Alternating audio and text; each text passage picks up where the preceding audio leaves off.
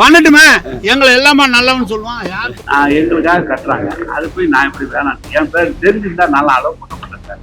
பீகார் சட்டமன்ற தேர்தலில் பாஜகவின் வெற்றி தமிழகத்தை பாதிக்காது எனவும் அடுத்த தேர்தலிலும் இங்கு திமுகவை வெற்றி பெறும் எனவும் அமைச்சர் திரு KN நேரு உறுதிபட தெரிவித்திருக்கிறார். பாஜக ஜெயிக்க மாட்டேன்னு சொல்லுவாங்களே, நீங்க சொல்லுங்களேன். தேர்தலில் நீங்க தேர்தலில் நீங்க ஜெயிக்க மாட்டாங்க, ஜெயிக்கிறாங்க. ஆனா உள்ளபடியே ஜெயிக்கிறது நாங்க தான், நாங்க பார்த்து. கோவை காந்திபுரத்தில் மத்திய சிறைச்சாலை மைதானத்தில் 45 ஏக்கர் பரப்பளவில் கட்டப்பட்டு வரும் செம்மொழி பூங்கா பணிகளை பார்வையிட்ட அமைச்சர் திரு KN நேரு அவர்கள் செய்தியாளர்களின் கேள்விகளுக்கு பதிலளித்திருக்கிறார். அப்போது பீகார் தேர்தலின் வெற்றி தமிழகத்தில் தாக்கம் ஏற்படுத்துமா என்ற கேள்விக்கு தேர்தலில் ஜெயிப்பது நாங்கள்தான் என்று KN நேரு அவர்கள் பதிலளித்திருக்கிறார். இது மட்டுமல்லாமல் வாக்காளர் பட்டியல் குறித்த தவேகா தலைவர் விஜயின் கருத்துக்கு பதிலளித்த அமைச்சர் திரு KN நேரு 68,000 பேர் இது தொடர்பாக பணிபுரிந்து வருவதாகவும் அதில் குளறுபடி இல்லை எனவும் தெரிவித்திருக்கிறார். மிக முக்கியமாக திருப்பதிக்கு நன்கொடை அளித்தது சம்பந்தமாக கேட்டபோது என் குடும்ப உறவினர்கள் தான் நன்கொடை வழங்கியதாக தெரிந்தது, எனக்கு தெரிந்திருந்தால் அதை வேண்டாம் என்று மறுத்திருப்பேன் எனவும் கூறியிருக்கிறார். முரண்பாடான கருத்துகள் திமுகவிற்கு வழக்கம்தான் என்றாலும் அமைச்சர் திரு KN நேருவின் கருத்துகள் தற்போது பரபரப்பை ஏற்படுத்தியிருக்கிறது.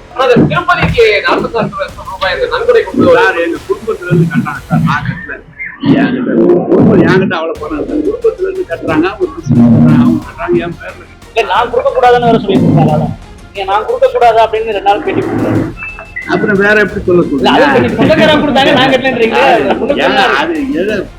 எங்க ஊர் நிருபர் கேட்டா எங்களோட ரொம்ப உறவா இருக்கிறவரு நிருபர், அதனால ஏயா நான் கொடுக்கூடாது. நீங்க ஒரு அமைச்சர், அந்த அளவுக்கு ஏழை எப்படி நீங்களே சொல்லுங்களா, கேஸ் போட சொல்லுங்க சார். பிசினஸ் பண்ணாங்க சார் குடும்பத்துல, எங்களுக்காக கட்டுறாங்க, அது போய் நான் இப்படி வேணாம், என் பேர் தெரிஞ்சிருந்தா நல்லா அளவு பண்ண மாட்டேன் சார்.